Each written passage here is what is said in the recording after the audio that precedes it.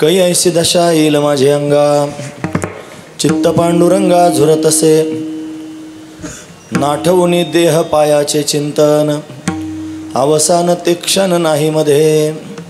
प्रस्तुत. प्रतिवर्षीप्रमाणे म्हणजे गेल्या 80 वर्षांपासून अविरतपणे आपण सर्वजण भगवंताची ही सेवा या सप्ताहाच्या माध्यमातून करत आहोत. या वर्षीचा सुद्धा असणारा हा अतिशय सुंदर असणारा सप्ताह, त्यातील असणारी ही मुख्य पर्वणीची पुण्यतिथीची असणारी कीर्तनरूपी सेवा ही अकारण करुणा वरुणालय भक्तकाम कल्पद्रुम भगवान पांडुरंग परमात्म्याच्या अथांग करुणेनं, त्याच्या दयेनं या सर्व संयोजक मंडळींच्या माध्यमातून, ग्रामस्थांच्या माध्यमातून आमच्या वाटेला आलेले आहे. सेवेकरिता निवडलेला अभंग जगद्गुरु तुकोबारायांचा आहे. तुकोबाराय अभंगाच्या माध्यमातून भगवंताशी संवाद साधतात, देवाबरोबर बोलतात आणि बोलून आपल्या अंतकरणातली भावना व्यक्त करतात. तुकोबारायांना एका महापुरुषाची दिव्य असणारी स्थिती पाहायला मिळाली, त्याची अवस्था पाहायला मिळाली. मनात असा भाव निर्माण झाला, अशी मला कधी प्राप्त होईल, कोणाला सांगावं. म्हणून भगवंताच्या समोर गेले आणि भगवंताच्या समोर विनंती करू लागले, देवा कै ऐसी दशा येईल माझे अंगा, अशी अवस्था माझ्या अंगाला कधी प्राप्त होईल. चित्त पांडुरंगा झुरत असे, माझं चित्त ती अवस्था प्राप्त करून घेण्याकरिता झुरत आहे.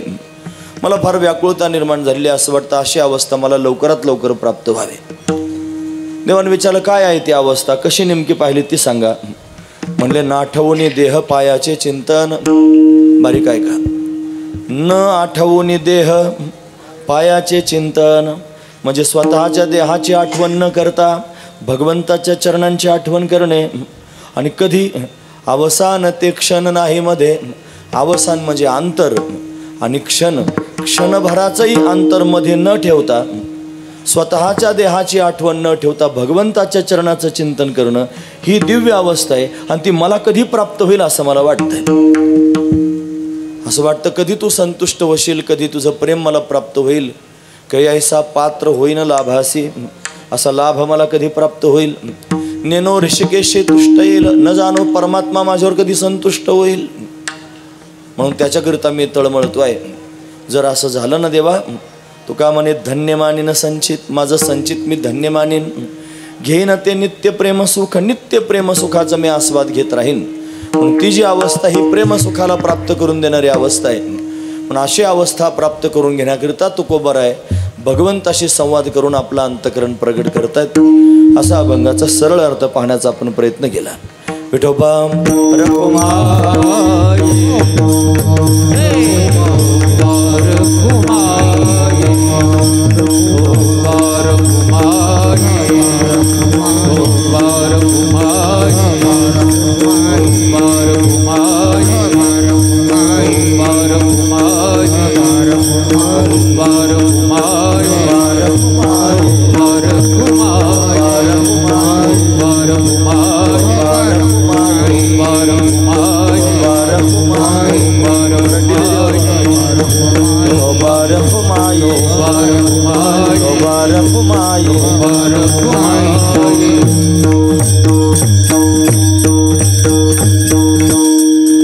कै ऐसी दशा येईल माझे अंगा, चित्त पांडुरंगा झुरत असे, नाठवुनी देह पायाचे चिंतन, अवसान ते क्षण नाही मध्ये.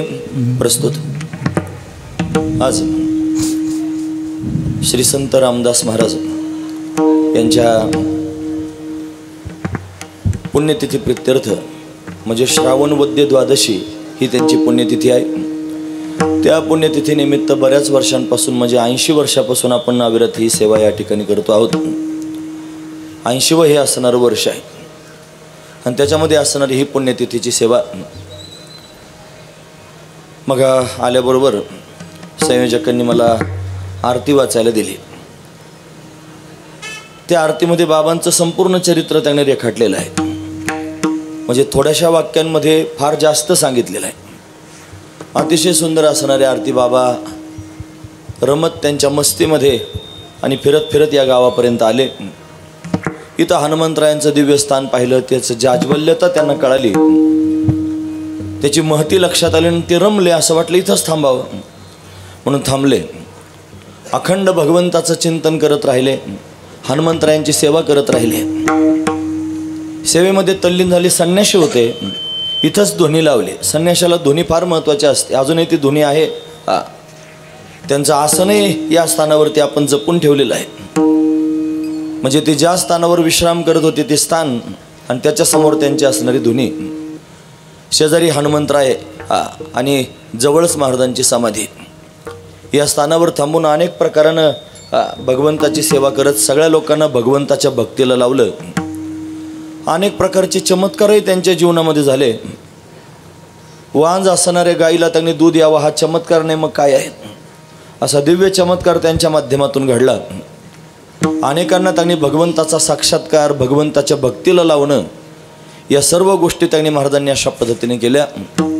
आणि आजही त्या समाधीमध्ये ते चैतन्य अशा पद्धतीनं अनुभवाला येत आहे. मग त्यांनी मला सांगितलं की एकही वर्ष असं गेलं नाही की समाधी सोहळ्याच्या दिवशी पाऊस पडला नाही. हा जो पाऊस त्यांनी चालू आहे हा समाधीच्या दिवशी येतोच. म्हणजे हे त्यांचं सत्व आहे महाराज. हा सत्वाचा असणारा भाग आहे. ही त्यांची तपश्चर्या आहे. ती तपश्चर्याच आपल्याला फार चांगल्या पद्धतीने परमार्थाचा आनंद देते आहे. आणि आपणही काही कुठे कमी नाहीत. फार सुंदर असणारी वास्तू पण तयार झालेली आहे. कीर्तन त्यांनी करण्याकरिता, सप्ताह करण्याकरिता हा भरगतचा असणारा मंडप, हे सगळं डेकोरेशन फार चांगली गोष्ट आहे. आणि आपल्या परिसरात खरोखर हे कार्यक्रम चांगले होतातच. खरं सगळ्यांना त्याच्याविषयीची आस्था, प्रेम आहे. कारण चैतन्य बाबांचा असणारा हा परिसर आहे. प्रत्यक्ष जगद्गुरु तुकोबार यांचे गुरुच जर आपल्या स्थानात वास्तव्य करतात तर मग आपल्याला काय उणं असणार आहे. म्हणून त्यांनी सर्वजण संपन्न आहेत. इथले हा परिसर, या गावातले त्यांनी महती, बाबांच्या समाधीचं महत्त्व त्यांनी इथं आल्यानंतर त्यांनी सांगितलं. बोर महाराज त्यांनी भेटले. सगळीच त्यांनी मंडळी अशा पद्धतीनं भेटली. समाधान वाटलं. तुम्हालाही फार दिवसानंतर पाहिलं. लवकर लवकर दिसत जा असं आहे. म्हणून सगळीच मंडळी त्यांनी, आता कथेच्या काळात सगळ्यांची भेट होत होती. आळ्याला आपण कथा केली त्यावेळेला. म्हणून आज पुण्यतिथी काय बोलावं.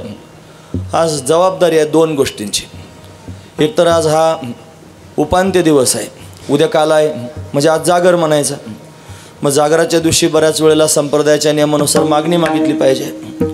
मग काय मागणी मागावी. पुन्हा बाबांचं वर्णन केलं पाहिजे. संतपर अभंग असला पाहिजे. पुन्हा अभंग त्याने असा आहे की ज्याच्यामध्ये संतांचं वर्णन पण आहे आणि भगवंताकडे केलेली मागणीसुद्धा आहे. मग दोनही गोष्टी त्यांनी एकत्र झाल्या आणि अशा पद्धतीचा अभंग चिंतनाकरिता निवडलं. काय अभंगात सार दडलेला आहे. आपण सरळ अर्थ अभंगाचा अशा पद्धतीने पाहिला. खरं तर प्रत्येक मनुष्य एका विशिष्ट असणाऱ्या अवस्थेत आहे. प्रत्येक मनुष्य त्यांनी अशा पद्धतीने आपापल्या भूमिकेत आहे. त्यानं त्यांनी एक मानसिकता तयार करून घेतलेली आहे आणि त्याच्या मानसिकतेनुसारच तो अशा पद्धतीने जीवन जगतो आहे. हे काय वेगळं सांगायला नाही पाहिजे. पण प्रत्येकाची मानसिकता भिन्न भिन्न आहे. हे त्यातलं वैशिष्ट्य आहे. म्हणा प्रत्येकाची भिन्न मानसिकता आहे. प्रत्येकाचं गंतव्य वेगळं, प्रत्येकाचं टार्गेट ठरलेलं आहे वेगळं. कोणाला काय मिळवायचं आहे, कोणाला काय मिळवायचं, तो त्या दृष्टिकोनातून प्रवास करत राहतो. कोणाला धन, संपत्ती, मान, प्रतिष्ठा, वैभव या सगळ्या गोष्टी डोळ्यासमोर दिसतात. कारण कोणी सांगणारं सापडलं नाही. कोणाच्या समोर त्यांनी कधी जाऊन बसायचा प्रयत्न केला नाही. बसावंसं वाटलं नाही एखाद्या महापुरुषाच्या समोर जाऊन. जर महापुरुषाच्या समोर जाऊन बसलं एखाद्या तर फक्त त्याच्या वलयात जरी गेलं तरीसुद्धा त्यांनी पारमार्थिक भाव पोटात तयार होतात महाराज. रात्रंदिवस भगवंताचं चिंतन करता करता त्यांच्या अंगाभोवती एक वलय तयार झालेलं असतं. पण काहीच करू नये. साधू संतांच्या संगतीत निवळ फक्त जाऊन बसावं आणि काही बोलायचं नाही जास्त. लोकांना सवय असते वलवल वलवल करायची. मग त्यांना बोलू द्यावा. आपण जर जास्त बोललो तर आपलं आहेच महाराज कायमचं बोलणं. बरं आपण बोलून काय बोलू शकतो. आपल्या बुद्धीच्या मर्यादा एवढं बोलतो. आपल्याला जेवढं कळतं आपण तेवढं बोलतो. ते त्याच्यापेक्षा जास्त समजून घेणार आहेत. त्याच्यापेक्षा जास्त त्यांना कळतं. आणि त्यांच्यासमोर आपण हे सांगतो ना आपल्या रेघेत सांगतो. संसाराची रेघ आपण मारून घेतलेली आहे. मग संसाराचे मुद्दे आपण त्यांच्यासमोर मांडायला सुरुवात करतो आणि ते बिचारे ऐकून घेतात महाराज. नाही ऐकतील मग काय करतील बिचारे. सरळ सरळ गोष्ट आहे. बरं त्यांना काय फार आवडतात त्या गोष्टी. मग ते फार त्याच्यात रस त्यांना वाटतो असं नाही. ते का ऐकतात मग तुला दुखू नये म्हणून. सरळ गोष्ट आहे. आपल्याला दुःख वाटू नये. जर त्यांनी रागावले मग काय करायचं म्हणून शांतपणे ऐकतात सुद्धा. पण मग असा आहे नियम की त्यांच्यासमोर आपण बोलू नये. त्यांना बोलू द्यावं. काय होईल माहिती आहे का. त्यांना जर बोलू दिलं तर महाराज म्हणतात संतांचे वचन वारी जन्मदुःख मिष्टान्न ते भूक निवारण. एक शब्द जर संतांच्या मुखातून असा दिव्य बाहेर पडला तर आपलं जीवनसुद्धा परिवर्तित होऊ शकते, एवढं सामर्थ्य संतांच्या शब्दात आहे महाराज. मग आपण शांतपणे निमूटपणे जर एखादा शब्द त्यांचा ऐकला आणि तो जर आपल्या जीवनामध्ये लागू झाला तर आपलं जीवन त्यांनी मोक्ष स्वरूपापर्यंत जाऊ शकतं, एवढं सामर्थ्य संतांचं आहे. ते उद्धार करणारे आहेत, ते उद्धारक आहेत महाराज. त्यांचेने गोपाळ कृपा करी, परमात्मा त्यांच्यामुळं कृपा करतो. परमात्म्याची भेट जर व्हायची असेल तर दुसरं काही साधन नाही, कोणतंच माध्यम नाही. एकच माध्यम आहे फक्त संत. हे संतच परमात्म्याची प्राप्ती करून द्या. संताविना प्राप्ती नाही ऐसे वेद देती ग्वाही. हात उंच करून वेद जगाला सांगतात की बाबा तुला जर देव पाहिजे असेल ना तर तू संतांच्या संगतीत जा, संत तुला देव प्राप्त करून देतील. मग आपण संतांच्या जवळ जातो, पण काय निमित्तानं जातो हे आपल्या मनाला विचारलं पाहिजे. आता उपक्रम करताना मी म्हणून प्रत्येक मनुष्य आपल्या भूमिकेत असतो. मग तो संतांच्या जवळ जाताना देवाच्या प्राप्ती करताच जातो असं नाही ना महाराज. प्रत्येक मनुष्य संतांच्या जवळ जातो पण वेगवेगळ्या भावना घेऊन जातो. मग तो वेगवेगळ्या विचारावर आरूढ असतो. समाजामध्ये अनेक वर्ग पाहायला मिळतात. अतिशय सामान्य असणारा वर्ग पामराचा तो त्यांनी महाराज त्याच्याच दृष्टिकोनातून विचार करतो. त्याला शास्त्र संस्कार नसतात, त्याला त्यांनी कर्म कळत नाहीत. त्याला शास्त्रामध्ये जे कर्म सांगितले विहित कर्म निषिद्ध कर्म, त्या विहित कर्मामध्ये काम्य कर्म, नित्यकर्म, नैमित्तिक कर्म, प्रायश्चित्त कर्म हे विहित कर्म आहेत, वेदानं सांगितलेली कर्म आहेत. निषिद्ध कर्म करू नका म्हणून सांगितलेली कर्म, अशा अनेक कर्म आहेत महाराज. पण तरीसुद्धा तो जो पामर स्वभावाचा मनुष्य आहे तो त्याच्या अवस्थेतच आहे. त्याला या कर्मांशी काही घेणं देणं नाही. त्याला हे माहीत नाही की सगळं जग इथंच राहतं, मेल्यानंतर बरोबर काही येत नाही, फक्त कर्मच बरोबर येतं. महाराज म्हणतात, एक सुभाषितकार वर्णन करून सांगतो. धन आणि भौमो पशवस्य गोष्टे भार्या ग्रहद्वार मित्र स्मशाने देहश्चितायां परलोकमार्गे कर्मानुगो गच्छती जीव एकहा. कर्मानुगो गच्छती जीव एकहा. म्हणून कर्मच त्यांनी जीवाच्या बरोबर अशा पद्धतीने जातं. मग ते दोन प्रकारचं कर्म आपण करतो, चांगलं आणि वाईट. हातानंच कर्म केलं मग भोगायला येतं असं नाही, मनानं कर्म केलं पण भोगायला येतं. मनातली मनात जरी एखाद्याचं वाईट व्हावं अशी अपेक्षा केली ना तर ते मनसंकल्पाचं पाप आहे महाराज. ते त्यांनी महाराज बाकीचे पाप तरी तीर्थाला धुता येतात, पण मनसंकल्पाचे पापे न जाय तीर्थाचे या बापे. तीर्थात स्नान करायला गेलं तर तीर्थाचा बाप सुद्धा ते पाप घालवत नाही, असं मनाच्या संकल्पाचं पाप असतं. म्हणून त्यांनी महाराज मनानं सुद्धा पाप होत असतात.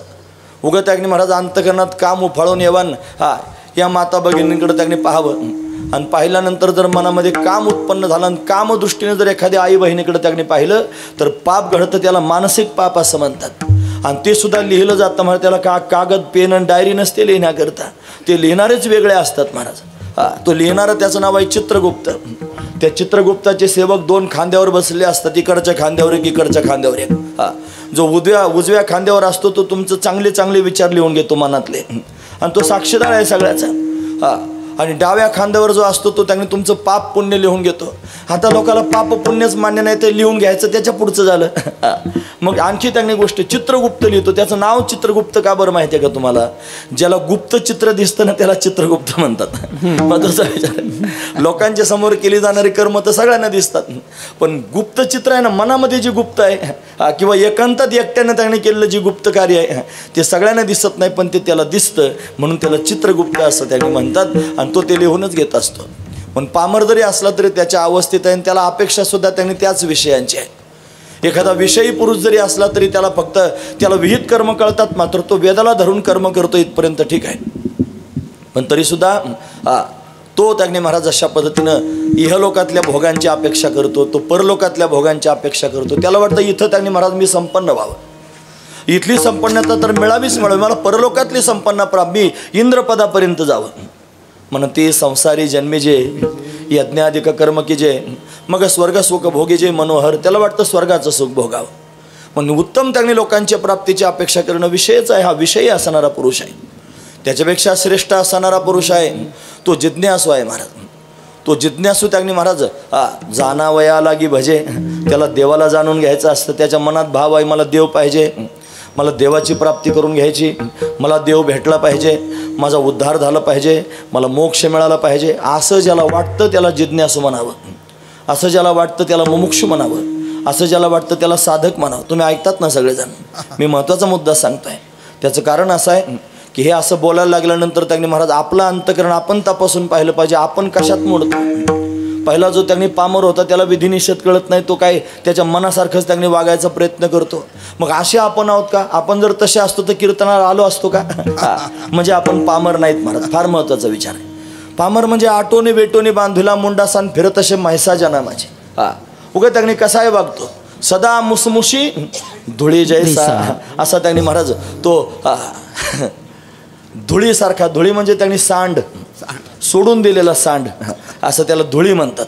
तो जसा मुसमुस करत असतो आणि तसं त्यांनी महाराज त्याचं जीवन असतं. मग आपलं जीवन काय तसं नाही. मग त्याच्यापेक्षा श्रेष्ठ आहे थोडा विषय असणारा पुरुष. मग विषयाला त्यांनी महाराज वाढावे संतान, गृही व्हावे धनधान्य, अशी अपेक्षा असते. खावे प्यावे ल्यावे असावे सदैव, हेची खरी हाव संसारिका. अशी अपेक्षा ज्याच्या पोटात आहे त्याला संसारिक म्हणावं. बघा बरं, तपासून बघा आपापलं सगळ्यांनी. त्याच्यापेक्षा श्रेष्ठ भाव आहे. आता त्या श्रेष्ठ भावाचा विचार केला तर मुमुक्षु भाव आहे, जिज्ञासू भाव आहे.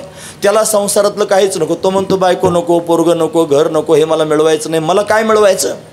मला निवळ त्यांनी महाराज मोक्ष मिळवायचा, मला ज्ञान प्राप्त करून घ्यायचं, मला भगवंताला प्राप्त करून घ्यायचं, अशी उत्कट इच्छा ज्याच्या अंतकरणात आहे, तळमळ तळमळ चित्ताची झालेली आहे. तो म्हणतो पुसावेसे हेची वाटे, जे जे भेटे तयासी, देव कृपा करील मज, काय लाज राखील देव माझ्यावर कृपा करील का, माझी लाज राखील का. तुका म्हणे चिंता वाटे कोण भेटे सांगेसा, कोण मला सांगण्यासारखा भेटेल, अशी त्याला सारखी ऐसी चिंता करी सदा सर्व काळ त्यांनी चिंता त्याच्या मनात एवढीच असते, माझा उद्धार झाला पाहिजे, मला देव मी उद्धार पावेन, काय हे कृपा करील नारायण. ऐसे सांगा तुम्ही संतजन, करा समाधान चित्त माझे. हे खंड येईल कर्म, पारुषतील धर्माधर्म, कासयाने कळेल ते वर्म, अशी अवस्था त्याच्या चित्ताची झालेली असते. म्हणून त्या अवस्थेत जाणं पण फार गरजेचं आहे महाराज. फक्त ऐकून सोडून देऊ नका. जर खरंच परमात्मा हवा असेल, जर खरंच देवापर्यंत जायचं असेल, मोक्ष स्वरूपाची प्राप्ती करायची असेल, तर असं व्हावं लागेल.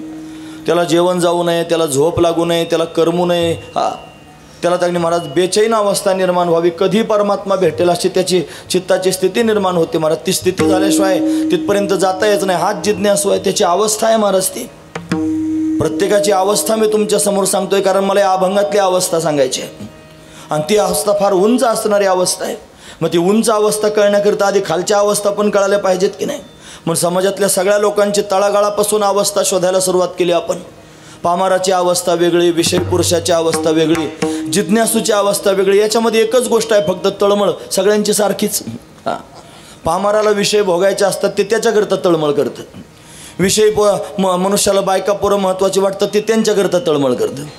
जिज्ञासूला मोक्ष महत्त्वाचा वाटतो, तो त्याच्याकरता तळमळ करतो. म्हणजे प्रत्येकाजवळ तळमळ आहेच, तळमळ सारखीच असते. उगा एखाद्याचं लग्न जमत नसावं, वय 35-40च्या दरम्यान झालेलं असावं, मग आता काय करावं, जीवाची तळमळ होते. त्याची होते, त्याच्या आईबापाची होते. काय करावं आता, कुठूनच सोयरीक येत नाही, रात्रंदिवस झोप येत नाही, तळमळ आहे महाराज ती सुद्धा. एखाद्याचं लग्न झालं, लवकर संतती झाली नाही, दवाखाने करून झाले, पैसे खर्च करून झाले, सगळं करून झालं, अजून संतती होत नाही, तळमळ जीवाची होते. तळमळच असते महाराज. ती तळमळ त्यांनी अनेक ठिकाणी कामाला लागू शकते. पामराची तळमळ त्यांनी चोऱ्या माऱ्या करून पोट भरण्याला कामाला येते. विषय पुरुषाची तळमळ हातपाय खोडून संसार नीट करण्याच्या कामाला येते. आणि जिज्ञासू माणसाची तळमळ त्यांनी मोक्ष प्राप्ती करता ज्ञानाच्या कामाला येते. मग तो तळमळ करून ज्ञानापर्यंत जातोच महाराज. ज्ञान प्राप्त करायचं असेल तर तळमळशिवाय व्हायचं नाही. तुम्हाला जर ज्ञान मिळवायचं असेल, कोणाच्या तरी समोर जाऊन बसावं लागेल, बसून ऐकावं लागेल. फार कठीण आहे, सहजासहजी प्राप्त होत नाही. थोडं इको द्या ना थोडासा, नाहीतर थोडा आवाज तरी वाढवा, माझा ना घसा बसलाय जाम. म्हणून ही तळमळ त्यांनी अशा पद्धतीने महत्त्वाची आहे. हे प्राप्त करून घेण्याकरिता अट्टहास जीवाचा झाला पाहिजे. काल रात्रीच्या कीर्तनात आठवण झाली मला, त्यांच्या आमच्या परिसरात काही महापुरुष झाले. वैकुंठवासी श्री बाळकृष्ण महाराज भोंदे बाबा, तुम्ही ऐकलं असेल कोणी त्यांच्याविषयी. भोंदे बाबा म्हणतात ते शिर्डीला त्यांनी वाकचौरे बाबांकडे शिकण्याकरता होते, ग्रंथाध्ययन करण्याकरता होते.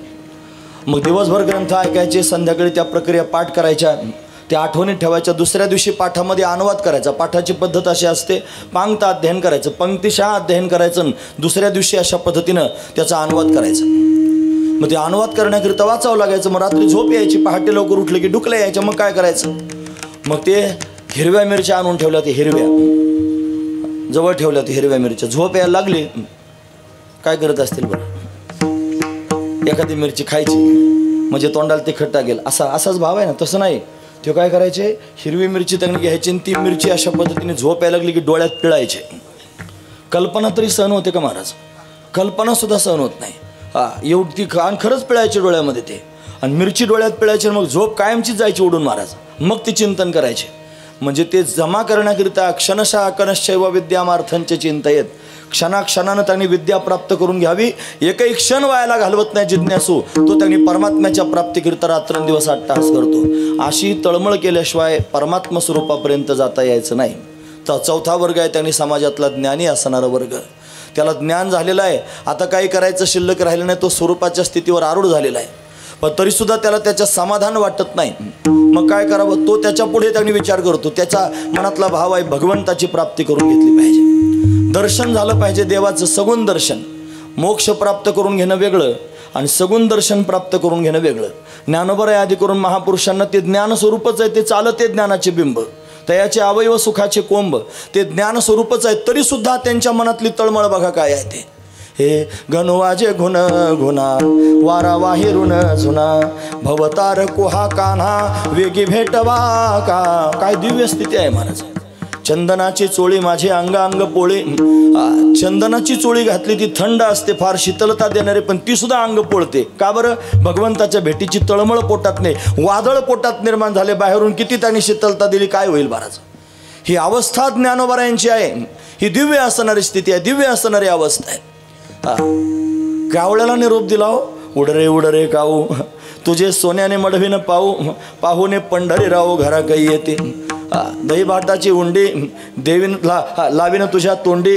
म्हणून मला त्यांनी गोष्ट सांग तू, माझा भगवान मला भेटेल का? ही अवस्था कोणाची आहे? ज्ञानोबरायांची. ते काय आहेत? ज्ञानी आहेत. ज्ञानी असून सगुण दर्शनाची आस अंतकरणात निर्माण झालेली आहे. ही त्या दिव्य महापुरुषांची अवस्था आहे महाराज, नामदेव महाराजांची अवस्था. हसुवे दाटली उभारो निबाहे नाम वाट पाहे रात्रंदिन भेटसे केधवा माझी आजीव लगा ये गा पांडुरंगा माय बापा. किंवा भेटशील रे देवा.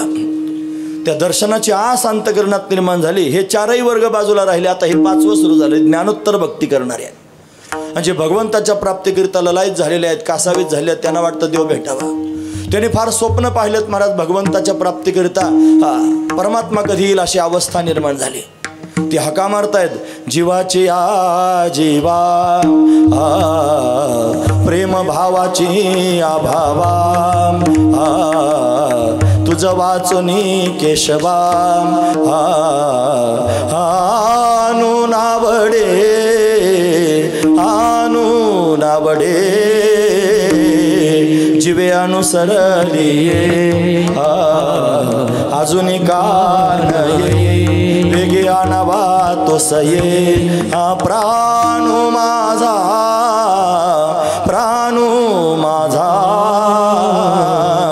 जीवे अनुसरलिये. ज्ञानोबराय म्हणतात महाराज जीवाची आजीवा प्रेम भावाची भावा तुझं वाचून केशवा अनुनावडे. तुझ्या वाचून देवा अन्य कोणी आवडत नाही.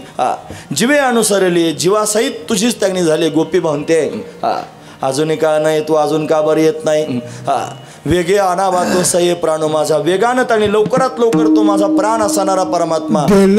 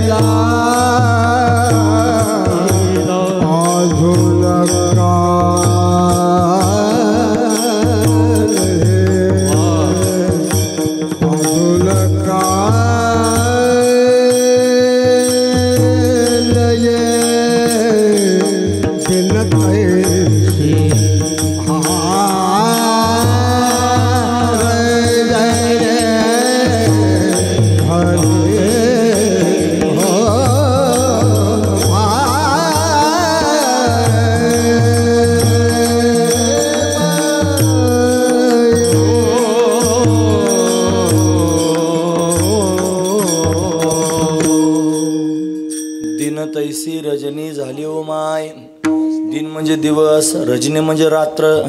दिवस आणि रात्र सारखीच झाली. अवस्था लावून गेला अजूनही का नाही. अशी अवस्था चित्ताची झाली पाहिजे. पहिले वेळाची वेळी अंगणी उभी ठेली अशी अवस्था आहे महाराज चित्ताची. परमात्मा कधी भेटेल. तन्मनस्का तदास्लापा तद्विचेष्टा तदात्मिका तद्गुणा नैव गायंतो नात्मागाराणी सस्मरू. श्रीमद भागवतातलं हे वर्णन आहे. कन्हैया गोपिकांना भेटला. भेटून त्यांनी गुप्त झाला. गुप्त झाल्यानंतर त्या त्याला शोधू लागल्या आणि शोधाशोध त्यांनी होत असताना फार व्याकुळ झाल्या. स्वतःला विसरल्या. कृष्ण कृष्ण कृष्ण कृष्ण म्हणता म्हणता त्यांनी स्वतःच कृष्णमय झाल्या. म्हणतात एका गोपीनं दुसऱ्या गोपीला पकडलं. तुम्ही ऐकतात ना सर्वजण. तिला जमिनीवर पाडलं आणि तिचं स्तनपान करायला लागली. तिला म्हणली तू पुतना आहेस, मी कृष्ण आहे, तुला मारूनच टाकतो. कोण म्हणतंय? गोपी म्हणते. गोपी कृष्णाचं चिंतन करता करता कृष्ण झाली आणि दुसऱ्या गोपीला म्हणते तू पुतना, तुला मारूनच टाकते आता. एका गोपीनं दुसऱ्या गोपीला पकडलं आणि तिच्या डोक्यावरच पाय दिला महाराज. अरे म्हणे का डोक्यावर पाय द्यायला लागली? म्हणे तू कालिया महासर्प आहेस, मी कृष्ण आहे, आमच्या वृंदावनात राहायचं नाही, चल चालता हो. कृष्णमय झाली गोपी. स्वतःला विसरली आणि कृष्णाचं चिंतन करायला लागली. एका गोपीनं आपली ओढणी उंच आकाशात धरली आणि बाकीच्या गोपिकांना म्हणायला लागली मी गोवर्धन धारण केलंय, माझ्या आश्रयाला या. असं म्हणून कृष्णाचं चिंतन करता करता कृष्णमय झाल्या आणि कृष्णमय होऊन मूर्छित पडू लागल्या. कृष्णमय होऊन मूर्छित पडणं म्हणजे फक्त कृष्ण शिल्लक राहणं, स्वतःचं अस्तित्व संपून जाणं.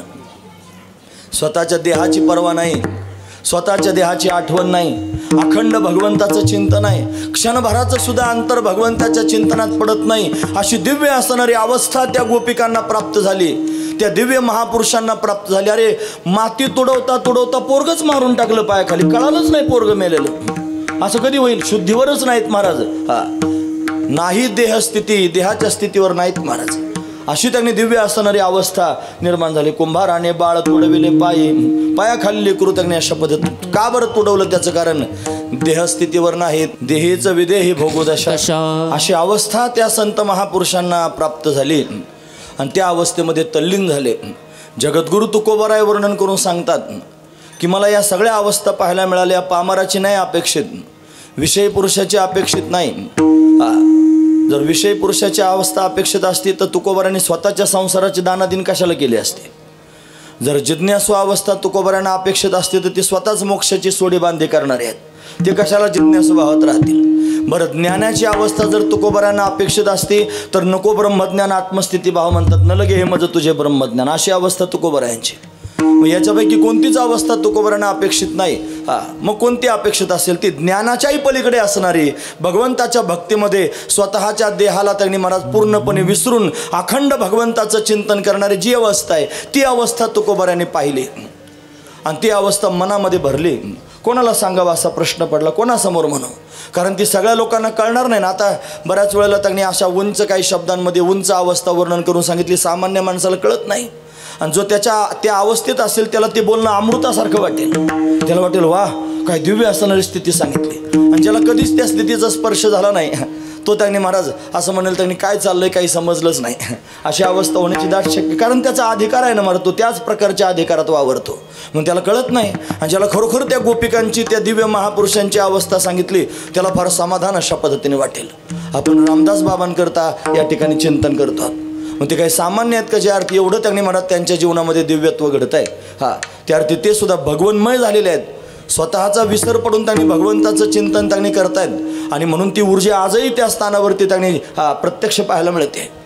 ती त्यांनी महाराज आपल्या सर्वांना दिव्य असणारी प्रेरणा या स्थानावरून अशा पद्धतीने देत आहे. म्हणून त्यांची ती दिव्य असणारी अवस्थाच आहे, ती दिव्य असणारी स्थिती आहे, तीच त्यांची दशा आहे. आणि ती दशा त्यांनी महाराज प्राप्त करून घेण्याकरिता आपण अट्टहास केला पाहिजे. तुकोबारांना सुद्धा असेच महापुरुष भेटले आणि त्यांना पाहिल्यानंतर मनात भाव निर्माण झाला, अशी दशा मला कधी प्राप्त होईल? म्हणावं कोणाला, सांगावं कोणाला? मग कोणाला न कळण्यासारखं मग देवाच्याच समोर गेले आणि पांडुरंगाच्या समोर विनंती करून त्यांनी म्हणू लागले, देवा कधी रे मला अशी अवस्था प्राप्त?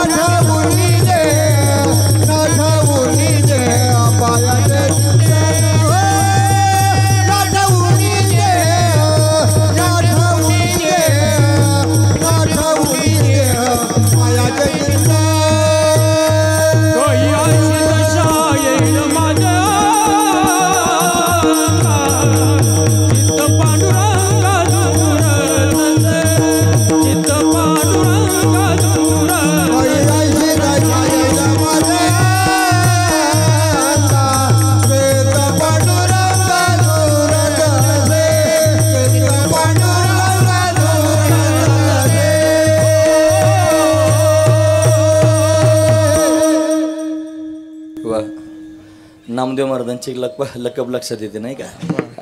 आठवण होते नामदेव महाराजांची, आठवण करण्यासारखेच होते ते.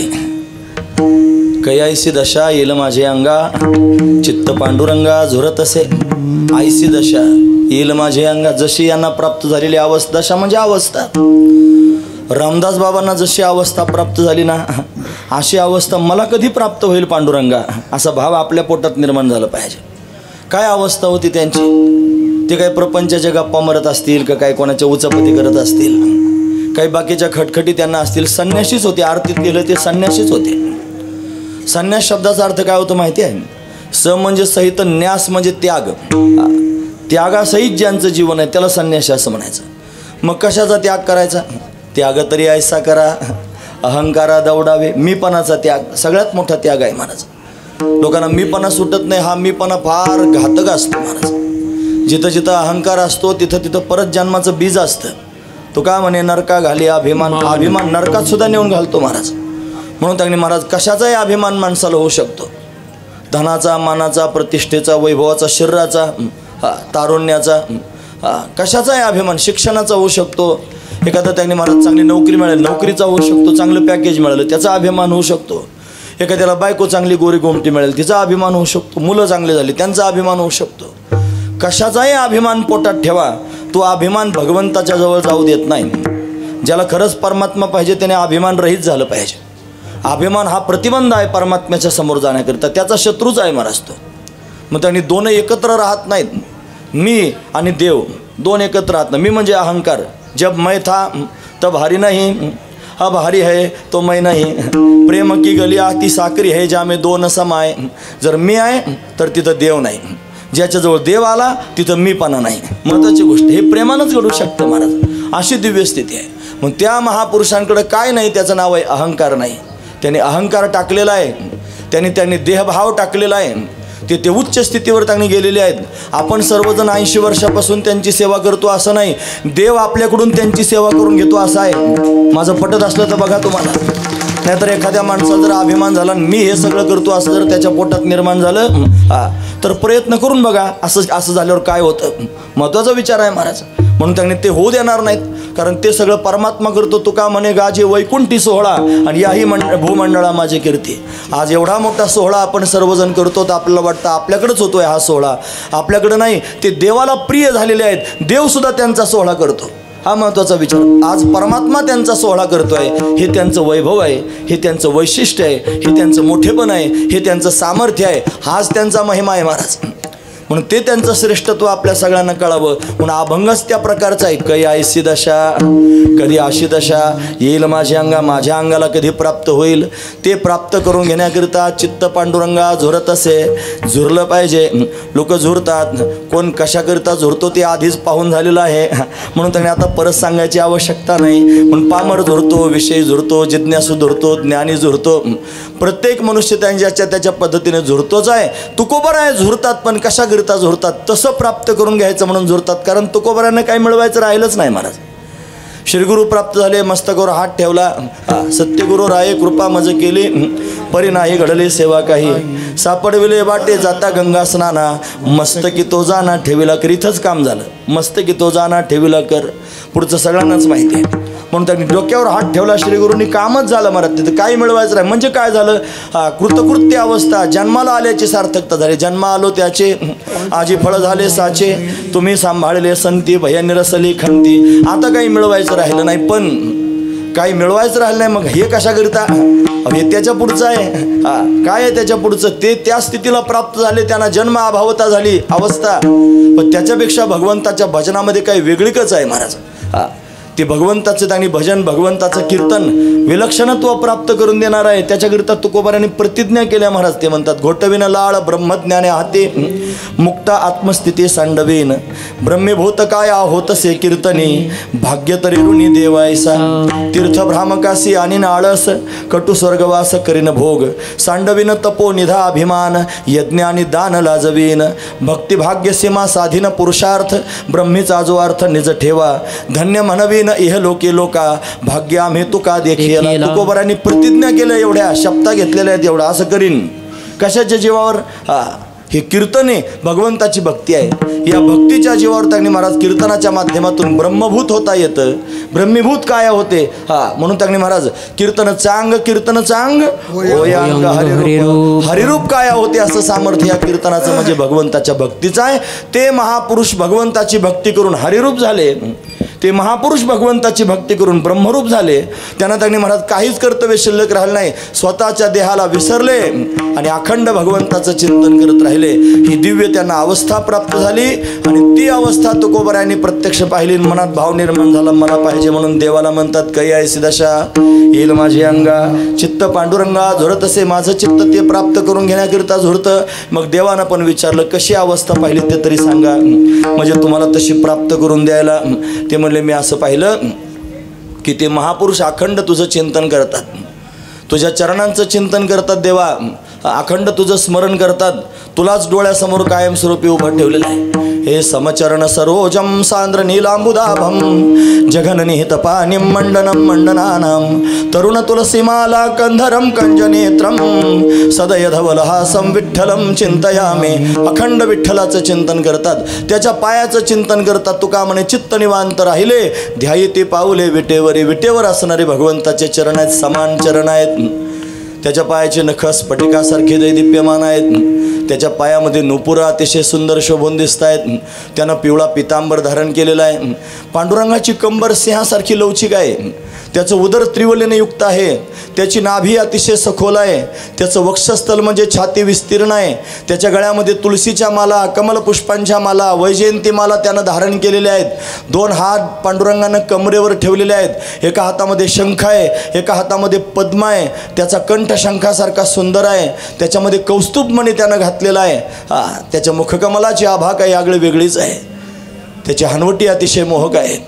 पांडुरंगाचे कपोल म्हणजे गाल अतिशय दिव्य आहेत, त्याची नासिका म्हणजे नाक सरळ आहे, त्याच्या भोया धनुष्याकृती आहेत, त्याचे डोळे कमला समान आनंददायक आहेत। उंच असणारं कपाळ आहे, त्याच्या कपाळावर मल्यागिरी चंदन लावलेलं आहे, त्याच्यावर केशराची ओटी दिलेली आहे, त्याच्यावर त्याच्या आवडीचा बुक्का त्यानं लावलेला आहे, त्याच्या मस्तकावर सोनेरी रंगाचे कुरळे केस आहेत, त्यानं मोर मुकुट धारण केलेला आहे, त्याच्या कानामध्ये मकराकार कुंडले आहेत, त्याचे ओठ कुंदूर फुलासारखे लाल आहेत, त्याचे दात रत्नांची ओळी ठेवल्यासारखे सुंदर दिसत आहेत। आणि तो पांडुरंग परमात्मा भक्तांकरता समान चरण समान दृष्टी ठेवून विटेवर उभा आहे। तो सावळा सुकुमार असणारा देव त्याने भक्तांकडे पाहून स्मित हास्य करतो आहे। त्याचं ते चिंतन करता करता भक्त त्यांनी स्वतःला विसरलेले आहेत, स्वतःच्या देहाची आठवण न करता त्याच्या पायाचं चिंतन करतात आणि कधी करतात, क्षणभराचं सुद्धा अंतरमध्ये न ठेवता अखंड त्याच्या पायाचं चिंतन करतात। देवा तुझं चिंतन करण्यामध्ये हे सगळे लोक व्यस्त झालेले आहेत, त्यांना जगाशी काही घेणं देणं राहिलं नाही, ते कोणाच्या उचापती करत नाहीत, कोणाच्या चौकशा करत नाहीत, कोण कुठे गेला कुठून आला, कोणाचं काय झालं काय होईल, कशा पद्धतीनं कोण काय करतोय हे त्यांच्या चित्तात राहिलं नाही। त्यांच्या चित्तामध्ये एकच गोष्ट फक्त शिल्लक राहिली, तुझं चिंतन करतात। आणि असं चिंतन करतात की चिंतन करता करता त्यांनी स्वतःला पूर्ण विसरून गेलेले आहेत, स्वतःचा विसर पडलेला आहे आणि फक्त तूच त्यांच्या चित्तामध्ये शिल्लक आहे। अशी अवस्था मी प्रत्यक्ष माझ्या डोळ्यानं पाहिली आणि मला ती अवस्था प्राप्त करून घ्यायची आहे। महाराज वर्णन करून सांगतात,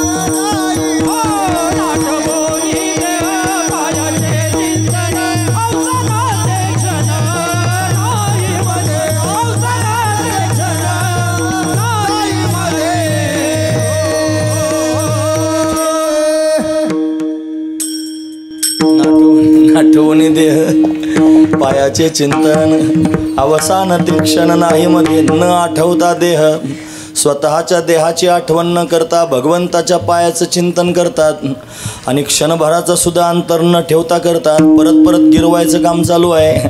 का बरं गिरवलं पाहिजे? अभंगामध्ये 6 लिंग पाहिले जातात. षडलिंगात्मक अभंग सोडवावा. कसा? त्याच्या उपक्रम आणि उपसंहाराची एक वाक्यता पाहावी. त्याच्यात अर्थवाद काय आहे तो पाहावा. त्यातली अपूर्वता काय आहे तीच पाहावी. त्याच्यामध्ये त्यांनी महाराज फल काय आहे ते पाहावं आणि त्याच्यातला अभ्यास पाहावा. अभ्यास कोणताही अभंग चिंतनाकरिता घेतलं की त्याचा अभ्यास करता आला पाहिजे. हे अभंगातला अभ्यासच आहे. प्रत्येक अभंगातलं जे ध्रुवपद असतं ना ते त्यातलं त्यांनी सार सांगणारं असतं. या अभंगाचं ध्रुवपद यांना आठवणी देह पायाचे चिंतन अवसान ते क्षण नाही मध्ये हे सांगण्याकरिताच अभंग आहे महाराज. म्हणून आपण त्यांनी भगवंताचं असं चिंतन करावं की आपल्या स्वतःचा आपल्याला विसर पडला पाहिजे. खरंच कीर्तन ऐकताना कथा ऐकताना लोक स्वतःला विसरून जातात महाराज. अखंड त्यांनी ऐकतच राहतात. एरवी त्यांनी असं बस म्हणलं मांडी घालून तर अर्धा तास बसता येत नाही आणि कथा 2-2, 4-4 तासाची असते. त्याच्यात म्हातारी माणसंसुद्धा स्वतःला विसरून जातात महाराज. त्यांचे गुडघे दुखत नाहीत, पाठ कंबर अवघडत नाही. तुम्ही मुंबईला कथा ऐकली की नाही? खरं सांगा, एवढे त्यांनी लोक तल्लीन. इथंही या परिसरात बऱ्याच कथा आळ्याला वगैरे त्यांनी झाल्या. तुम्ही बघा काही लोक कथा हे वाजवणारे गाणारे सुद्धा त्यांनी मंडळी जर एखादा चांगला प्रसंग चालू असला आणि प्रमाण द्यायची जरी गरज असली तरी प्रसंगात असे रममान होतात महाराज. नाही कळालं? या केलेलं असतंय. डोळे पण त्यांनी उघडे असतात आणि बराच वेळ असेच राहतात. याचा अर्थ काय होतो? आवाक होतात. ती स्वतःला विसरतात आणि फक्त त्या चिंतनामध्ये त्यांनी रममान होतात. मग आपण सामान्य माणसं आहोत. आपण जर त्यांनी महाराज अशा पद्धतीने आता पांडुरंगाचं तुम्ही आता जे वर्णन पांडुरंगाचं आपण ऐकलं, हे ऐकत असताना मी आपले डोळे बंद करून माझं सांगतो, डोळे बंद करून घेतो आणि मी खरोखरच त्या पंढरीच्या पांडुरंगाला आठवायला सुरुवात करत होता. तर तसं कसं काय सांगता येईल? मग पाय आठवायचे. त्यांनी पाय सांगायचे म्हणलं मी बरोबर पायाच्या जवळ जायचं. त्याच्या पायातली त्यांनी त्याची नखं सांगायची, ती नखं स्फटिकासारखी आहेत. त्याच्या पायातले नुपुरं सांगायचे, पितांबर सांगायचं, कटिभाग सांगायचा, उदर सांगायचे. हे सगळं सांगताना डोळ्यापुढं आणावं लागेल की नाही? ते सगळं त्यांनी डोळे बंद करून आपल्या डोळ्यापुढं आणायचं. मग सगळे लोक त्यांनी घेतील नाही घेतील तो त्यांचा प्रश्न राहिला. ते चिंतन करतील, ध्यान करतील तो त्यांचा प्रश्न राहिला. पण 2च मिनिटाचं असणारं ते ध्यान असतं. त्या ध्यानामध्ये डोळे बंद केलेले असतात आणि जेव्हा डोळे उघडतो ना त्यावेळेस मग कळतं मी यांच्यामध्ये आहे. नाही लक्षात आलं तुमच्या? तेवढे 2 मिनटं त्यांनी मला स्वतःचा पूर्णपणे विसर पडतो.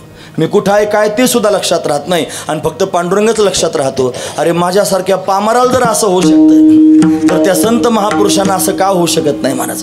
ते स्वतःच्या देहाला आठवून त्यांनी भगवंताचं चिंतन करतात आणि कधी कायमस्वरूपी आपलं कसं आहे तेवढ्या पुरतं कीर्तन आहे, तेवढ्या पुरतं चिंतन. कीर्तन झालं की खलबत्ता याचं कुटायचं, त्या साऱ्या जगाचं कुटीत राहायचं. याच्या काड्या कर, त्याच्या उचापती कर. हे त्यांनी जन्म आपल्या पाट्यालाच पुजलेलं आहे ते. मग कीर्तनात बसल्यावरती निदान भगवंताचं चिंतन व्हावं की कीर्तनातही जर संसाराची आठवण होत असली तर मग काय उपयोग झाला महाराज? आपला जन्माला येऊन तरी काय उपयोग आहे त्याचा? ना करताच आहे. म्हणून त्यांनी महाराज इथं तरी चिंतन व्हावं. आपल्याला इथंच घडतं, बाहेर गेल्यानंतर घडत नाही. आणि ज्याच्या जीवनामध्ये सत्संग होतो ना महाराज, संतांची संगती होते, त्याला वेगळं चिंतन करायची गरज पडत नाही. अखंड जया तुझी प्रीती मज दे तयाची संगती, मग मी कमलापती तुझं बाणाने कंटाळा, तुझा कंटाळा मी देवा करणार नाही. का बरं? ते कायम देवाचं चिंतन करतात. मी त्यांच्या संगतीत गेलो की मला आपोआपच चिंतन होईल. म्हणजे ढवळ्या शेजारी पावळा बांधला आणि वान नाही पण गुण लागला असं आमच्याकडे म्हणतात. तसं त्यांनी महाराज याच्या त्याच्या संगतीत हिरण्यापेक्षा जर संतांच्या संगतीत गेला तर अखंड भगवंताचं चिंतन ते करतात. मग आपल्याला स्वाभाविकपणे होईल. ते दुसरं बोलतच नाहीत. बोलायला लागले की देवाविषयी बोलतात. पण भगवंताचं अखंड चिंतन घडलं पाहिजे. अखंड चिंतन विठोबाचे, ते चिंतनच त्यांनी फार महत्त्वाचं आहे. परमार्थातलं सार आहे महाराज. ते चिंतन आपल्याला घडलं पाहिजे आणि ते करतात. म्हणून आठवणी कसे करतात तर आठवणी देह पायाचे चिंतन अवसान ते क्षण नाही मध्ये क्षणभर सुद्धा अंतर न ठेवता करतात. हा महत्त्वाचा विचार आहे. मग काय होईल रे देवा असं चिंतन केल्याने? मग त्यांनी कोणी असं विचारलं तुकोबारायनं, महाराज तुम्ही देवाकडे विनंती करता की मला अशी अवस्था प्राप्त व्हावी. त्यांनी अशी अवस्था प्राप्त करून घेतली. कैयासी दशा येईल माझे अंग.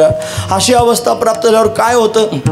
काय होतं माहिती आहे? जे अशा अवस्थेत आहे देवाला त्यांच्या वाचून करमत नाही, देवाला त्यांच्या वाचून चैन पडत नाही महाराज. आपल्याला देवाचा छंद लागला याच्यात काय नवल आहे? जे या अवस्थेत गेलेले आहेत देवाला त्यांचा छंद लागतो. देव त्यांच्या मागे मागे फिरायला सुरुवात करतो. हे म्हणून हिंडे मागे मागे, हिंडे मागे मागे, हिंडे मागे मागे, हिंडे मागे मागे,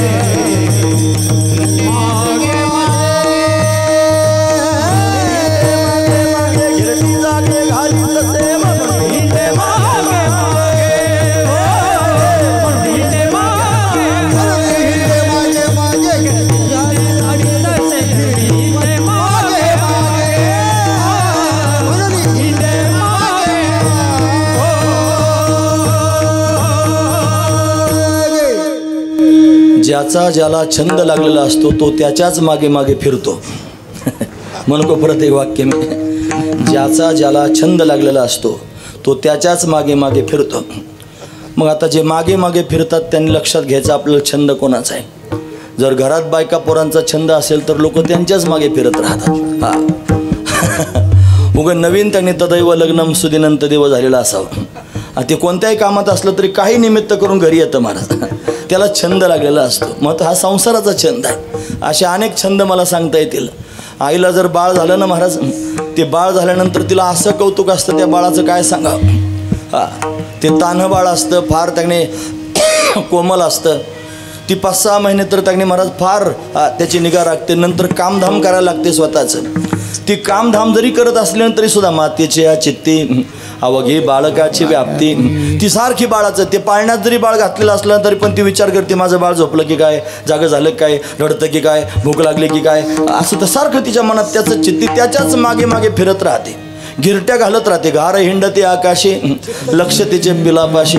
ती आकाशात जरी फिरत असली तरी तिचं सगळं लक्ष पिलाजवळ. कारण त्या पिलाचं कौतुक आहे. तिला फार महत्त्वाचा विचार आहे. उगं कसंही त्यांनी ढेर वाढलेली, हातपाय काड्या झालेल्या असं त्यांनी पोरगा असावं, तोंडावर माश्या घोंघोंग करतात तरी आई म्हणते बा माझा वाघ. आता काय वाघ आहे वय तो, पण तिला त्याचा छंद आहे महाराज. हा महत्त्वाचा विचार. तो कसाही असला तरी त्याला वाघच म्हणणार, कारण छंद लागला. मग छंद लागला की त्याच्या मागे मागे आपोआपच त्याने फिरलं जातं. तसं भक्ताला देवाचा छंद लागला, तो देवाशिवाय दुसरं काही बोलतच नाही, त्याला छंद लागलेला. ज्या दिवशी भक्ताला दुसरं काही आठवत नाही, स्वतःच्या देहाला न आठवता भगवंताच्या चरणाचं चिंतन करतो, त्या दिवशी देवाला भक्ताचा छंद लागतो आणि देव सुद्धा त्याच्या मागे मागे फिरायला लागतो. 12 वर्ष श्रोता होऊन नाथ महाराजांच्या घरी राहिला. 12 वर्ष का बरं? त्यांचा छंद लागला म्हणून. 12 वर्ष हातात दंड घेऊन उभा राहिला चोपदार होऊन नाथ महाराजांच्या घरी. का बरं? छंद लागला म्हणून. 12 वर्ष श्रीखंडाच्या रूपात त्यांनी सेवा केली. श्री एकनाथ सदनी माधवजी सर्व ही कार्य करीतो, स्वकरे चंदन घासी कावडीने पाणी भरितो. का? छंद लागला म्हणून. हा महत्त्वाचा विचार. गौरबा काकाने हात तोडून घेतले आणि मग काय करायचं, कसं पोट भरायचं म्हणून त्यांनी भगवंत विठू कुंभार झाला, रुक्माईला कुंभारीन केलं, गरुडाला गाढव केलं आणि हे सगळा लवाजमा घेऊन त्यांच्या घरी गेला आणि म्हणला मी वाट सुरू आहे आणि कुठं कामधाम नाही, पोटाचा काहीतरी व्यवसाय पाहायला पाहिजे, जास्त अपेक्षा नाही, 2 टाईम खायला दिलं तरी चालेल, पडेल ते काम करतो. म्हणे मग आम्हालाही हात नाहीत. म्हणले आता कुंभार काम करायला कोण नाही, मग हे गाडगे मडके तुम्ही घडवा, माझ्यामुळं धंदा प्राप्त होईल आणि तुम्ही त्यांनी काम करा आणि मग आपण सगळेजण एकत्र राहू. त्यांची सेवा करण्याकरिता गेला. सावतोबांच्या घरी त्यांनी महाराज अशा पद्धतीनं ते आपले भजन करायचे.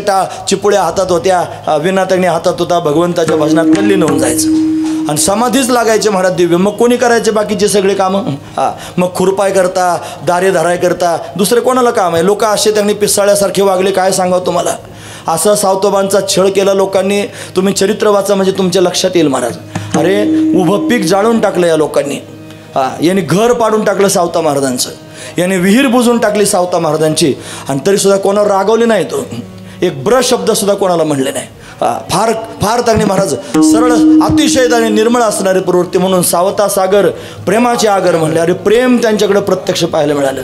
जगाचा मालक त्यांनी महाराज जागा आहे, तो काय झोपला थोडाच. जरी लोकांनी असं केलं तरी सुद्धा विहीर खांदायला स्वतःच खांदायची म्हणले. आता परमात्मा स्वतः विहीर खांदण्याकरिता आला. आजही त्यांनी म्हणतात पांडुरंगाच्या महापूजेचं पाणी त्या विहिरीत येतं, ती विहीर साक्षीदार आहे महाराज. कशाकरिता मी सांगतो, देवाला छंद लागलाय त्यांचा, सावता महाराजांचा. सगळे लोक देवाची वारी करतात आणि देव सावता महाराजांची वारी करतो आरणगावची. हे विशेष आहे ना महाराज. छंद लागला. का बरं छंद लागला असेल? देव त्यांच्यावर संतुष्ट झाला, देव त्यांच्यावर प्रसन्न झाला, खुश झाला महाराज. हा सगळ्यांकरता असंच करतो. मला अनेक उदाहरणं तुमच्यासमोर वर्णन करून सांगता येतील. माऊली महावैष्णव भगवान ज्ञानोबराय समाधी स्थानावर बसण्याकरिता गेले आणि गेल्यानंतर त्यांनी महाराज निवृत्तीनाथ महाराज उभे होते. पांडुरंग परमात्मा समोर उभा आहे आणि त्या निवृत्तीदादांना नमस्कार केला. मग पांडुरंगाकडे पाहून त्यांनी बोलायला सुरुवात केली. देवा माझी विनंती आहे म्हणे. काय? माझी त्यांनी भूमिका पूर्ण करा म्हणे. काय म्हणणं आहे ते तरी सांगा. ते म्हणले असं आहे, मी जरी समाधीस्थ त्याने होऊन या स्थानावर बसणार असलो तरी सुद्धा तुम्ही मला कधीच विसरू नका बरं का देवा. विसरणं तो पडावा, विसरतो न पडावा, माझा देवा तुम्हासी, देवा तुम्हाला माझा विसर पडू देऊ नका. मग भगवानही गहिवरला महाराज. सगळे साधू संत रडत होते, याच्यात काय नवल आहे. देव रडायला लागला महाराज आणि रडता रडता ज्ञानोबांना सांगायला लागला, ज्ञाना ऐक, तुझा मला कधीच विसर पडणार नाही. सगळं जग त्यांनी अशा पद्धतीने माझी वारी करण्याकरिता येतं पंढरपुराला. मी तुला वचन देतो, जसे सगळे लोक दरवर्षी पंढरपूरची वारी करण्याकरिता येतात ना, तसा मी स्वतः दरवर्षी तुझी वारी करण्याकरिता येईन. म्हणून भगवान स्वतः त्यांनी ज्ञानोबरायांची वारी करतो. कार्तिक वद्य वारीला पांडुरंगाचा रथ ज्ञानोबरायांना भेटण्याकरिता येतो. हे काय आहे महाराज? हे भगवंताच्या संतुष्ट होण्याचं लक्षण आहे. हा महत्त्वाचा विचार आहे. ही संतुष्टी का प्राप्त झाली असेल? देवाशिवाय दुसरं काही विषयच नाही महाराज. देवाशिवाय दुसरी कशाची आठवणच नाही. अरे हा त्यांनी तुमचं काही पाहत नाही, श्रीमंती पाहत नाही, तुमचं शिक्षण पाहत नाही, तुमची काही अवस्था बाकीची पाहत नाही, फक्त एवढंच पाहतो तुम्ही त्याच्यावर किती प्रेम करता. हात आणि पाय नसलेले कुर्मदास महाराज मुंगी पैठणापासून वंडक्यासारखे गडबड लोळत लोळत आले. आणि आल्यानंतर त्यांनी महाराज अशा पद्धतीनं नवमीलाच वारकरी पंढरपुरात असला पाहिजे, पण नवमीला पंढरपुरात जाता आलं नाही. आरणगावचे आरण भेंड सावता महाराजांचं गाव, त्याच्या थोडं पुढं आलं की मोडलीम फाटा आहे, त्या फाट्यापर्यंतच आले महाराज. आणि फाट्यापर्यंत अशा पद्धतीनं आले. आणि आता पुढं जाता येत नाही, काय करावं?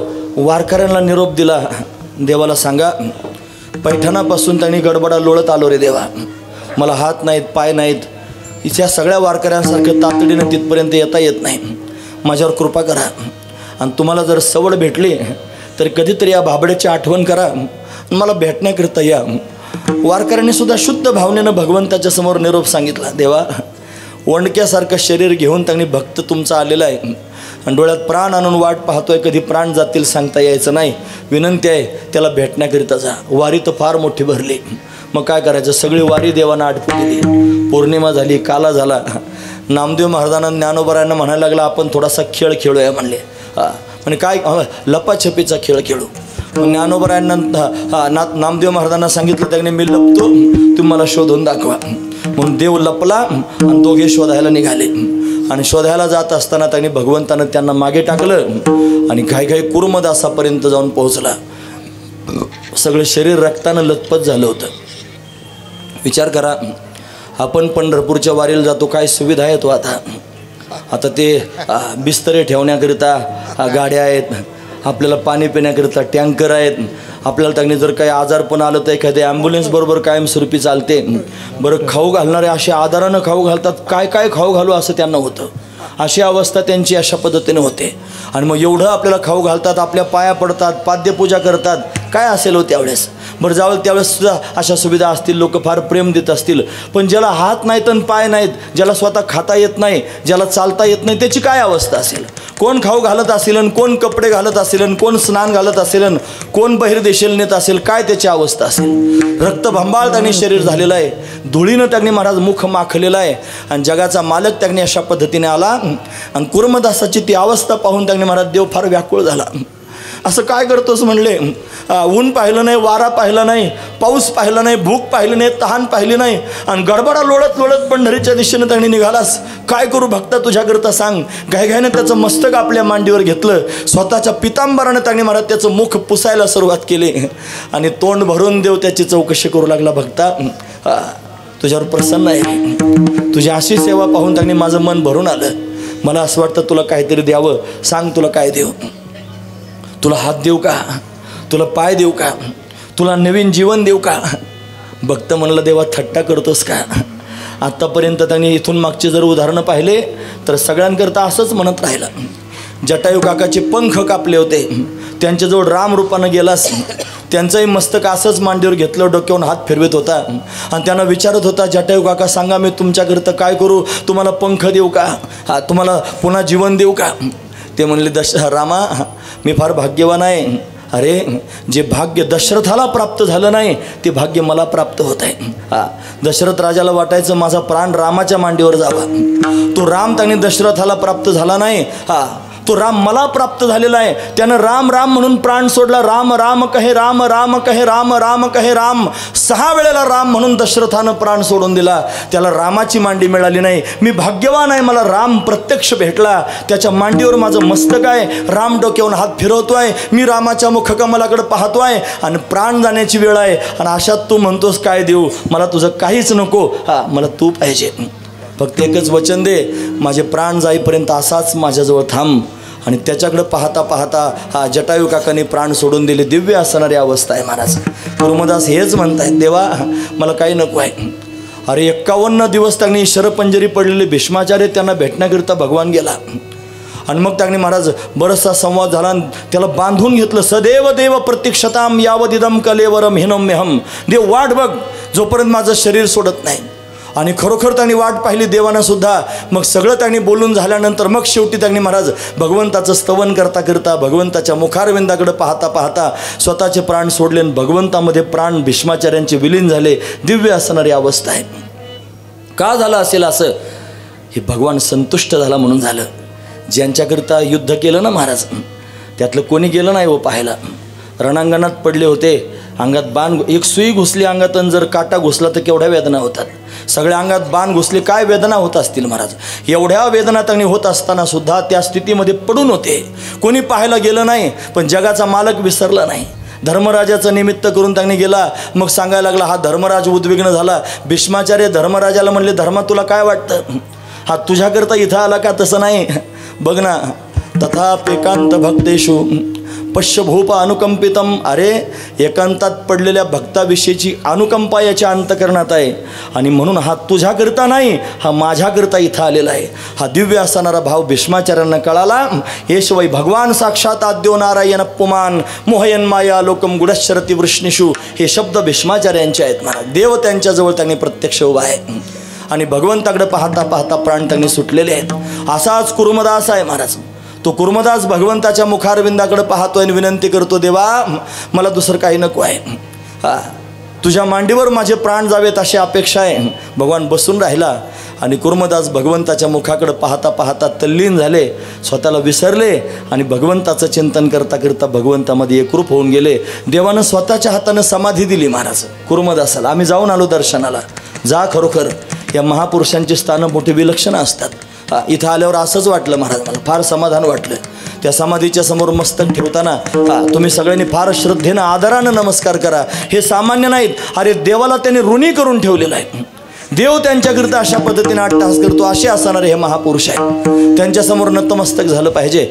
असं अनेकांच्या बाबतीत त्यांनी घडतं. दोन्ही डोळ्याने अंध असणारे त्यांनी महाराज सुरदास बाबा होते. देव त्यांनी भेटला, जवळ घेतलं आणि मग त्यांनी महाराज विचारलं, काय पाहिजे? म्हणे देवा डोळे पाहिजेत. अरे म्हणे डोळे कशाला पाहिजे? तुला एकदा पाहायचे डोळे भरून, दुसरं काही काम नाही. डोळे दिले आणि डोळे भरून देवाला पाहिलं आणि पाहिल्यानंतर हात जोडले देवाकडे पाहून आणि एकच शब्द मुखातून उच्चारला, ए मेरे नाथ मैं आपको बोलू नाही. देवा मला तुझा विसर पडू देऊ नकोस रे. हा विसर फार घातक असतो. संसाराची आठवण दुःखदायक आहे आणि परमात्म्याचा विसर दुःखदायक आहे. हा महत्त्वाचा विचार आहे. परमात्म्याची आठवण सुखकारक आहे आणि संसाराचा विसर सुखकारक आहे. म्हणून त्यांनी संसाराचा विसर पडावा, तुझी कायमस्वरूपी आठवण व्हावी रे देवा, याच्यापेक्षा दुसरी अपेक्षा नाही. आणि म्हणून खरोखर त्यांनी महाराज अशा पद्धतीनं परमात्मा त्यांच्याकरता तसाच थांबला. असंच झालं असेल रामदास बाबांच्या बद्दल की परमात्मा प्रत्यक्ष त्यांच्याजवळ उभा आहे. समाधीची वेळ त्यांनी उपस्थित झालेली आहे. संतांच्या समाधीचे प्रसंग ऐकता ऐकता अनायास तो प्रसंग इथपर्यंत आलेला आहे. तुम्ही फुलं वाटू शकता महाराज आता. म्हणून अशी अवस्था त्यांनी महाराज त्यांना प्राप्त झाली. आपण प्रमाण म्हणूया तोपर्यंत फुलं वाटतील. काय होईल? त्यांनी स्वतःच्या देहाला विसरून भगवंताच्या चरणाचं चिंतन केल्यानं देव संतुष्ट होईल. मला सुद्धा असं वाटतं की असा लाभ मला कधी प्राप्त होईल आणि ऋषिकेश कधी संतुष्ट होईल. काय ऐसा पात्र होईल लाभासी, काय ऐसा पात्र होईल लाभासी,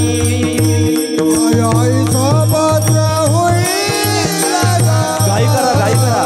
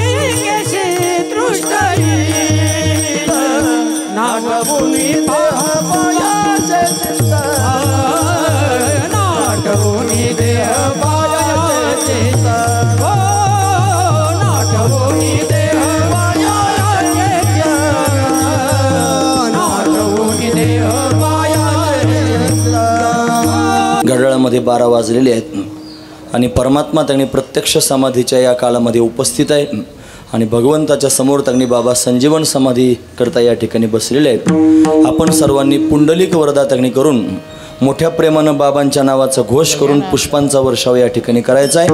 आता महाराज पुंडलिक वरदा म्हणतील आणि त्यानंतर आपण सर्वजण पुष्पांचा वर्षाव करायचा आहे. म्हणा पुंडलिक वरदा हरी विठ्ठल श्री ज्ञानदेव तुकाराम पंढरीनाथ भगवान की जय. श्री रामदास बाबा महाराज की जय.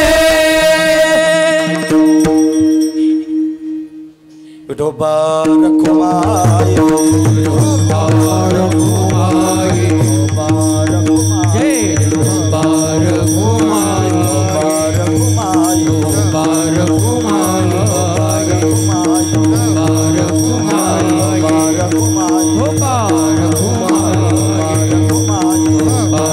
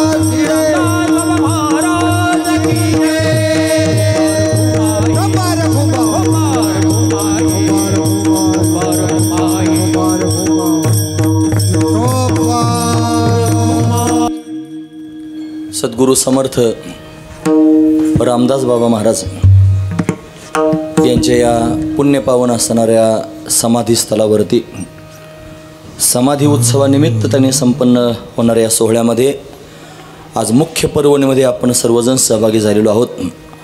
आणि त्या सोहळ्यामध्ये जसं परमात्मा त्यांची सेवा करतो आहे, त्यांच्याकरता उभा आहे, अशा आपण सर्वजणसुद्धा त्यांच्यासमोर हात जोडून त्यांच्या सेवेत उभे आहोत आणि पुष्पांचा वर्षाव आपण या ठिकाणी केलेला आहे. म्हणजे समाधीचा हा प्रसंग या ठिकाणी पूर्ण झालेला आहे.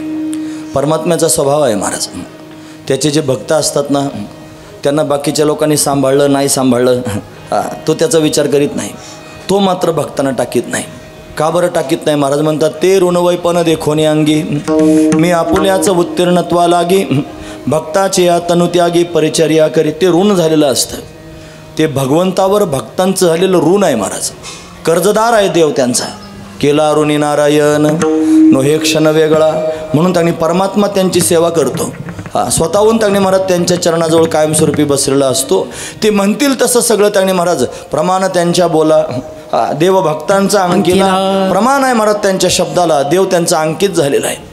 पण असा असणार अहम भक्त पराधीन हा तो भक्तांच्या अंकित आहे. माझे भक्त गाती जेथे नारदा मी उभा तेथे. म्हणून तिथंच त्यांनी राहतो जिथं त्याचे भक्त त्याचं चिंतन करतात. म्हणून बाबा या ठिकाणी आहेत, त्यांचं चिंतन त्यांनी भगवंताचं करतात. परमात्मा त्यांच्यावर उभा आहे. का बरं? संतुष्ट झालेला आहे. काही ऐसा पात्र होईन लाभासी. आपल्यालाही वाटलं पाहिजे असा लाभ मला कधी प्राप्त होईल. नेनो ऋषिकेशी तुष्ट येईल न जाणो परमात्मा माझ्यावर कधी संतुष्ट होईल. जर अशा पद्धतीनं परमात्म्यानं विचारलं मी तुमच्यावर संतुष्ट झालो आणि तुम्ही म्हणतात तसं त्यांनी तुम्हाला जर अवस्था प्राप्त झाली तर तुम्ही काय कराल? ते म्हणले काही नाही, माझं संचित धन्य मानीन आणि अखंड तुझं चिंतन करीत राहीन अभंगाचं शेवट. तू म्हणे धन्य मानीन संचित. बाफादार आवाज द्या अमोल महाराजांचा. तू का म्हणे धन्य मानीन संचित.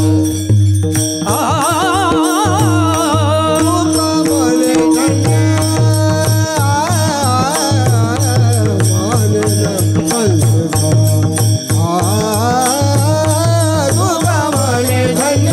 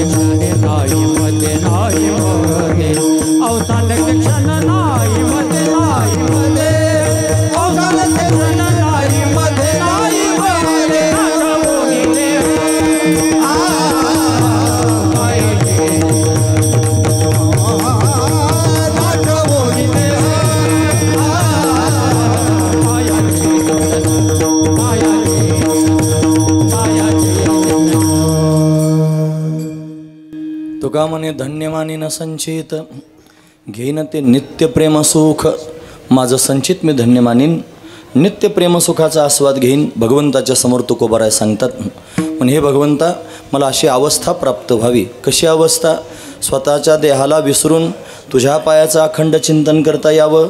काही ऐशी दशा येईल माझी अंगा, चित्त पांडुरंगा झुरत असे. असं त्यांनी प्राप्त करण्याकरिता मी झुरतो आहे. झुरल्याशिवाय ते प्राप्त व्हायचं नाही मला, झुरलं पाहिजे. परमार्थामध्ये झुरण फार महत्त्वाचे असते. झुरणं कळतं का तुम्हाला?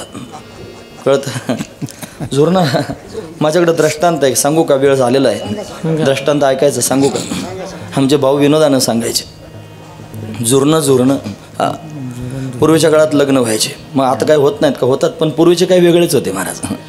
वेगळं काय होतं त्याच्यात? वेगळं म्हणजे त्यांनी आईबापानं मुलगी पाहायची, मुलगा पण त्यांनीच पाहायचा, आणि मग ते त्यांनी ठरवायचं आणि डायरेक्ट त्यांनी आंतरपाठ धरायचा. आंतरपाठ बाजूला केल्यानंतरच नवरा नवरीने एकमेकाला पाहायचं.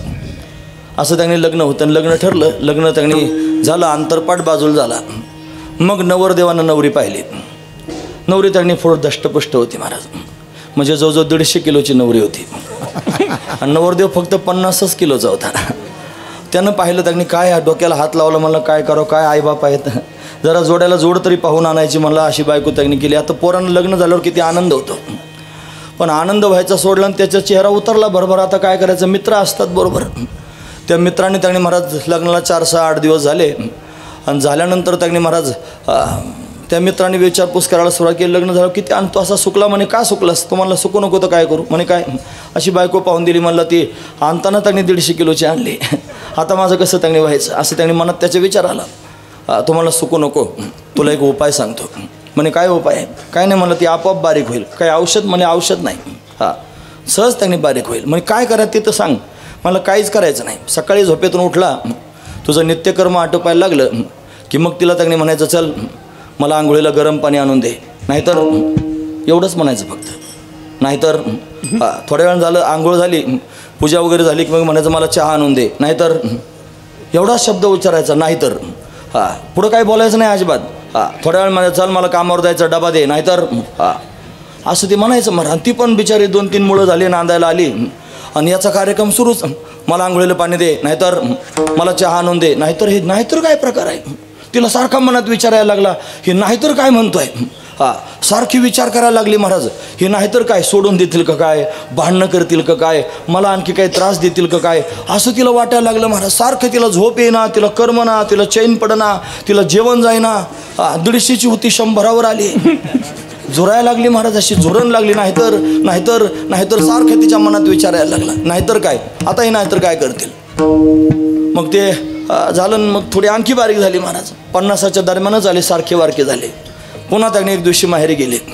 माहेरी गेल्यानंतर त्यांनी आजा पंजा असतातच ना महाराज, ते सगळे पाहायला लागले. जाताना अशी दष्टपुष्ट होती ना, अशी मरतुकडी होऊन आली. काय झालं तुला? खरं तर जिला खरंच संसार करायचा तिनं सांगत जाऊ नये महाराज माहेरी. काय जिनं सांगितलं तिचा संसार चांगला होत नसतो. 4 दिवस त्यांनी जातात निघून. तेवढे जर सहन केले की पुढे आपलेच दिवस असतात. फार महत्त्वाचा विचार आहे. पण लोक तोपर्यंत दम काढत नाही, आणि म्हणून फार त्रास होतो मला. मग स्वतःला त्रास कर.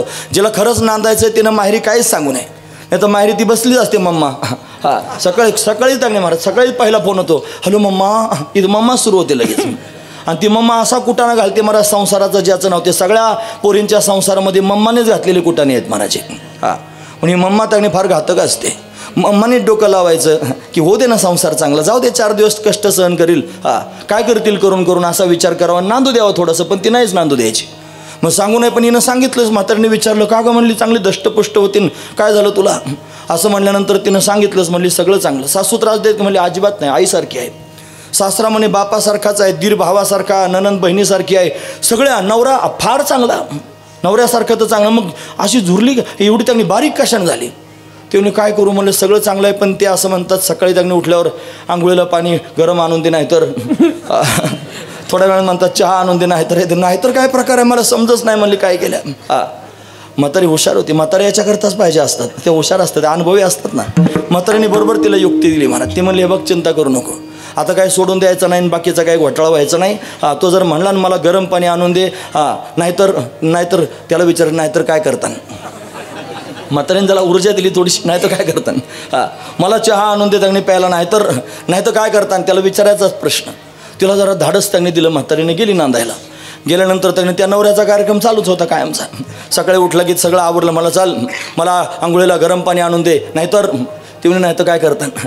तो म्हणलं गार पाणीने करीन, दुसरं काय करीन. सरळ तो काहीच करणार नव्हता. त्याला करायचं काहीच नव्हतं मला. हा तिला थोड्या वेळ म्हणला तर चाल मला चहा आणून दे. नाही तर म्हणजे नाही तर काय मी बाहेर जाऊन पिऊन म्हणलं दुसरं काय माझ्याकडे पर्याय आता, काही पर्याय नाही म्हणलं. कशा करता त्याने नाही तर होतं, फक्त तिला झुरवायचं होतं. आणि ती झुरून झुरून बारीक झाली महाराज. माझा दृष्टांत संपला. म्हणून त्याने महाराज झुरणारे माणसं कसे असतात, जे मर्तुकडे होतात. तुकोबराय म्हणतात झुरो आणि पांजरा होप आहे आता, येई पंढरीनाथा भेटावया. देवाची प्राप्ती होण्याकरिता मनुष्य झुरला पाहिजे. माणसाचं शरीर प्राप्त झालं ना, त्याच्यात इंद्रिय प्राप्त झाले ना, त्याच्यामध्ये आयुष्य प्राप्त झालं ना, त्याच्यामध्ये बुद्धी प्राप्त झाली, परमार्थ करण्याची त्यांनी इच्छा निर्माण झाली. हे सगळं आयुष्य त्यांनी त्याच्याकरिता त्यांनी घालवलं. आणि एवढं सगळं परमात्म्याच्या प्राप्तीकरिता करून जन्मभर त्यांनी टाळ कुटून, जन्मभर धुमरे त्यांनी फोडून, जन्मभर त्यांनी पंढरीच्या वाटाचे त्यांनी दगडं अगदी त्यांनी गुळगुळीत केले आपण जाऊन येऊन. अशा पद्धतीने हे सगळं करून जर परमात्मा भेटला नाही तर सरळ गोष्ट आहे. जर परमात्मा भेटला नाही तर प्रश्न आहे महाराजा. नाहीतर काय, हा जन्म वायाला जाईल. पण जन्म वायाला जाऊ नये म्हणून विचार केला पाहिजे आणि भगवंताचं अखंड चिंतन केलं पाहिजे. हेच महत्त्वाचं आहे. म्हणून त्यांनी महाराज धन्य मी मानिन आपुले संचित, घेईन ते नित्य प्रेम सुख. म्हणून त्यांनी महाराज नित्य प्रेम सुखाचा आस्वाद अशा पद्धतीने घेईन. अखंड त्यांनी भगवंताचं चिंतन अशा पद्धतीने करत राहीन. ही दिव्य असणारी भावना जगद्गुरु तुकोबरायांच्या अंतःकरणात आहे. त्याच्याकरिताच परमार्थ आहे.